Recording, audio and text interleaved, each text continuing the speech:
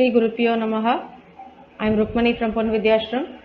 I welcome you all to the next session of our English class. In today's session, we are going to read and discuss a new chapter from your English reader. The name of the chapter is My Dearest Lizzy by Jane Austen. Let us know about the author. Jane Austen was a great woman novelist of the early 19th century. She was born on 16th December 1775. She was the second daughter of George Austen and his wife Cassandra. She always enjoyed reading and was passionate about literature. Even as a child, Jane Austen loved writing, and she wrote a lot of short stories called the Juvenilia. In the years 1796 to 1797, Jane Austen wrote another novel she called First Impressions. It was later published as Pride and Prejudice.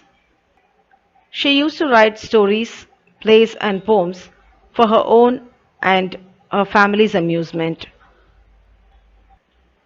She died of ill health on 18th July 1817. Austen is known for the use of irony in her novels. Situations often become comical and humorous because of irony.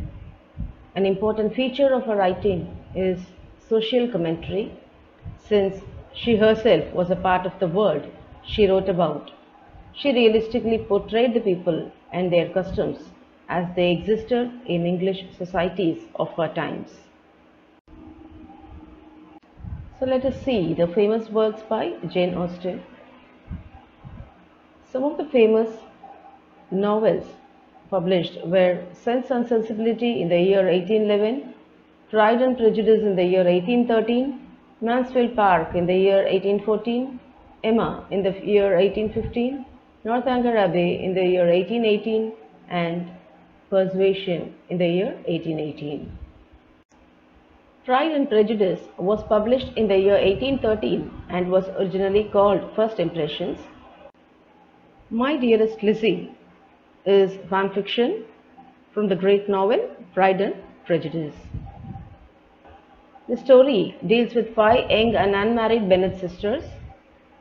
The protagonists of the novel are Elizabeth Bennet and William Darcy, who initially dislike each other but eventually fall in love with each other. Now about the honors. As part of the World Literacy Summit, the Jane Austen Literacy Foundation was set up in Oxford in 2014 by one of her descendants.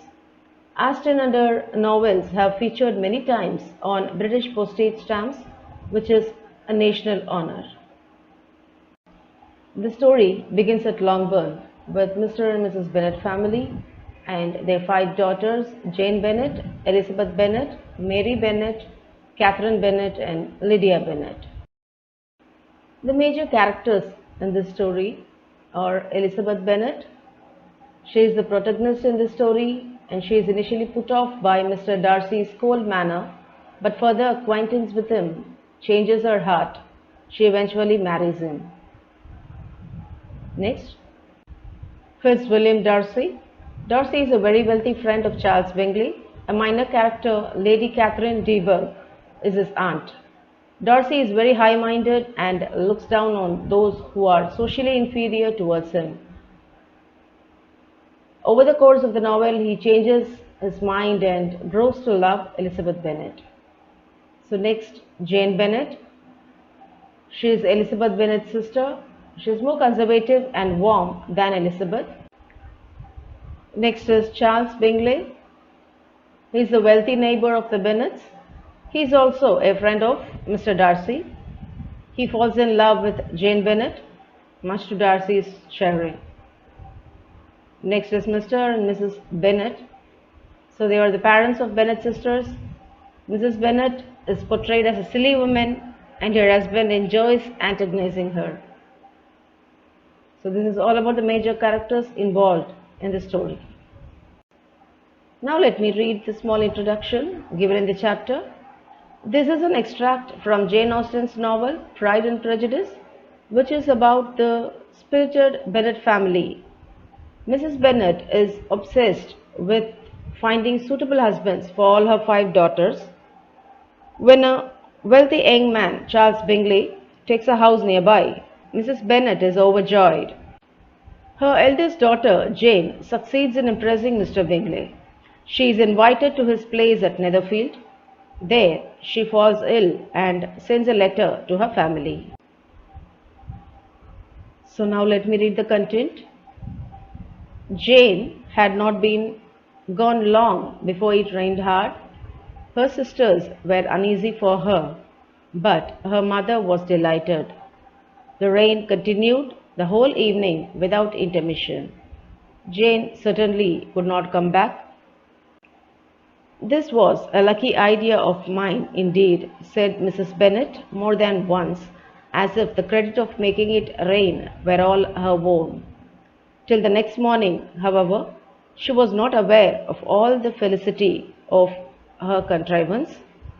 Breakfast was scarcely over when a servant from Netherfield brought the following note for Elizabeth. So here, the felicity of her contrivance means the positive result of her arrangement of the situation. I find myself very unwell this morning, which I suppose is to be imputed to my getting wet through yesterday. My kind friends will not hear of my returning till I am better. They insist also on my seeing Mr. Jones. Therefore, do not be alarmed if you should hear of his having been to me and accepting a sore throat and headache. There is not much the matter with me. Yours, etc. Well, my dear, said Mr. Bennet when Elizabeth had read the note aloud, if your daughter should have a dangerous fit of illness, if she should die, it would be a comfort to know that it was all in pursuit of Mr. Bingley and under your orders. Oh, I am not afraid of her dying. People do not die of little trifling colds. She will be taken good care of. As long as she stays there, it is all very well. I would go and see her if I could have the carriage. Imputed to means said to be, caused by, in pursuit of. Here, following Mr. Bingley to make him interested in marrying her. The story begins with Jane Bennet, the eldest daughter of Bennett's family. Jane had not been gone long before it rained hard. Her sisters were uneasy for her, but Mrs. Bennet was delighted with the turn of events. The next morning, a servant from Netherfield brought a note from Jane which said that she was very unwell and that her host insisted on her staying there till she was better. Elizabeth, feeling really anxious, was determined to go to her, though the carriage was not to be had, and as she was no horsewoman, walking was her only alternative. She declared her resolution. How can you be so silly, cried her mother, as to think of such a thing in all this dirt? You will not be fit to be seen when you get there. I shall be very fit to see Jane, which is all I want. Is this a hint to me, Lizzy? Said her father, to send for the horses? No, indeed, I do not wish to avoid the walk. The distance is nothing when one has a motive, only 3 miles. I shall be back by dinner. I admire the activity of your benevolence, observed Mary, but every impulse of feeling should be guided by reason, and in my opinion, exertion should always be in proportion to what is required. We will go as far as Meryton with you, said Catherine and Lydia. Elizabeth accepted their company, and the 3 young ladies set off together. Activity of your benevolence means act of kindness. Exertion should always be in proportion to what is required. Here means the amount of trouble taken should be equal to the desired result.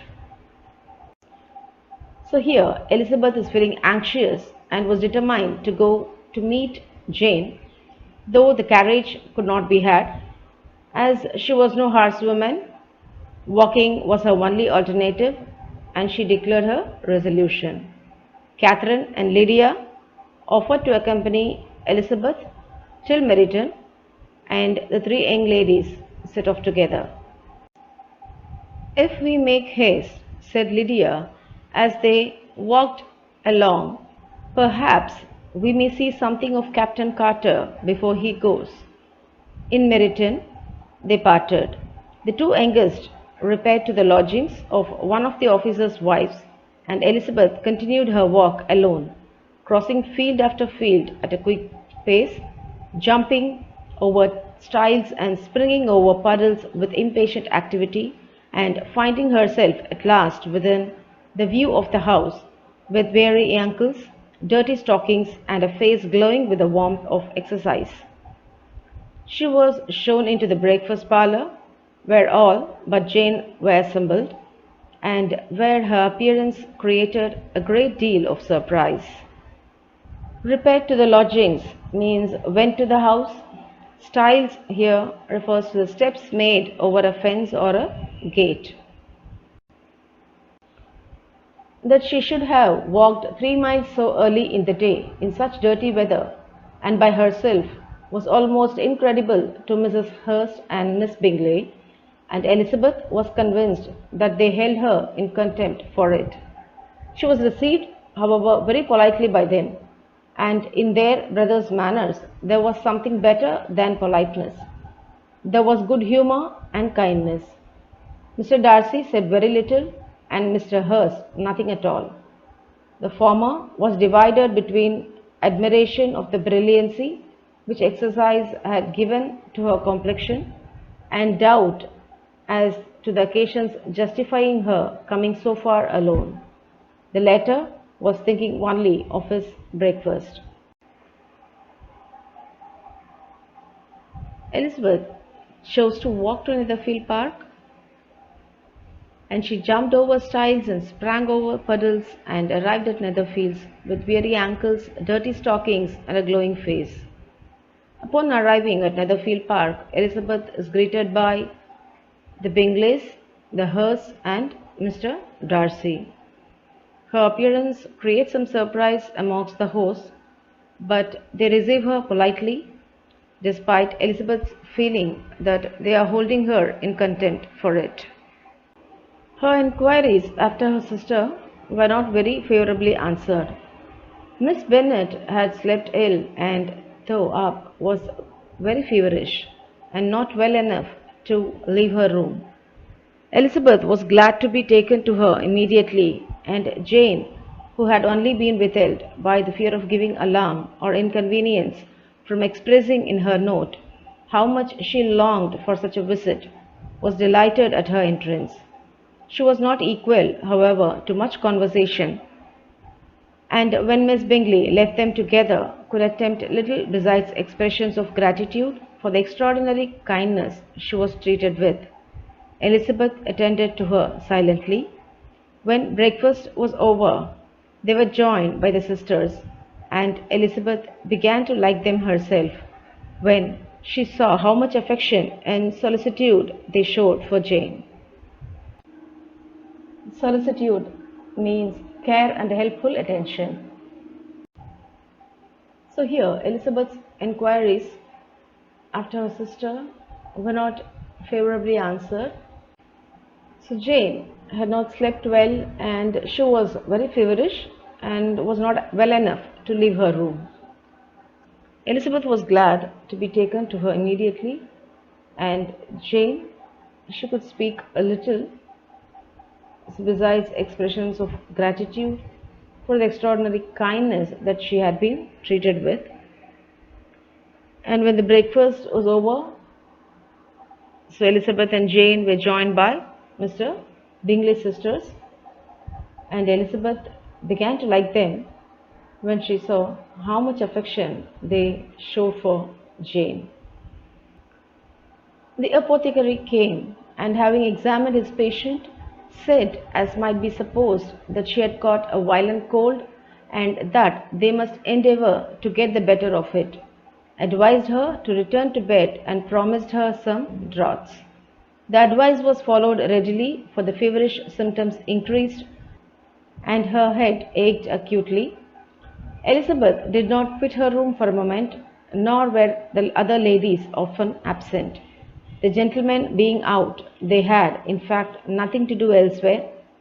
When the clock struck 3, Elizabeth felt that she must go, and very unwillingly said so. Miss Bingley offered her the carriage, and she only wanted a little pressing to accept it, when Jane testified such concern in parting with her, that Miss Bingley was obliged to convert the offer of the chaise to an invitation to remain at Netherfield for the present. Elizabeth most thankfully consented, and a servant was dispatched to Longbourn to acquaint the family with her stay and bring back a supply of clothes. The apothecary said that Jane had caught a violent cold. He advised her to return to bed and promised her some draughts. The advice was followed readily, but the feverish symptoms increased. Jane's head ached acutely. So when the clock struck 3, Elizabeth felt that she must go, and very unwillingly said so. However, Jane expressed concern at her parting, and Miss Bingley invited Elizabeth to remain at Netherfield. So Elizabeth most thankfully consented, and a servant was sent to Longbourn to bring back a supply of clothes. So Elizabeth stays back at Netherfield to take care of her sister Jane. Now let us see the summary of this chapter. The novel opens with the news that Netherfield Park is let to Mr. Bingley, and it follows the Bennett family, which includes 5 very different sisters. So Mrs. Bennett is anxious to see all her daughters married. When Jane was invited for dinner by Caroline Bingley, Mrs. Bennett compelled her to ride on horseback instead of taking a carriage.